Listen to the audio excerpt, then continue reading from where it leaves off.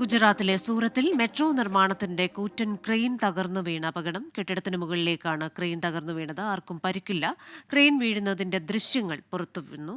വിവരങ്ങളുമായി മുംബൈയിൽ നിന്ന് ചേരുന്നത് ശ്രീനാഥ് ചന്ദ്രനാണ്. ശ്രീനാഥ്, വലിയൊരു അപകടമാണ്. നിരവധി പേർക്ക് ആപത്തുണ്ടാകാമായിരുന്നു. പക്ഷേ അത് തലനാരിഴയ്ക്കൊഴിവായി. എന്താണ് ഈ അപകടത്തിന് കാരണമായത്? മറ്റു വിവരങ്ങൾ? ഇന്നലെ വൈകിട്ടോടെ നടന്ന അപകടത്തിന്റെ ദൃശ്യങ്ങളാണ് ഇപ്പോൾ പുറത്തു വന്നിട്ടുള്ളത്. സൂറത്തിലെ തപോവത് സർക്കിളിൽ മെട്രോ നിർമ്മാണത്തിനിടെയാണ് ഈ അപകടം നടക്കുന്നത്.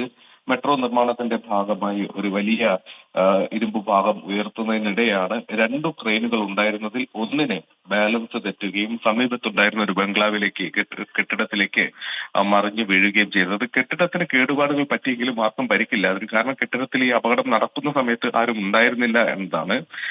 നേരത്തെ തന്നെ കെട്ടിടം വിൽപ്പന നടത്തുകയും അതുമായി ബന്ധപ്പെട്ട് ആളുകൾ ഒഴിഞ്ഞു പോവുകയും ചെയ്തതായിരുന്നു. അതുകൊണ്ട് മാത്രമാണ് വലിയൊരു ആപത്തിൽ നിന്ന് ഒഴിവായി പോകുന്നത്.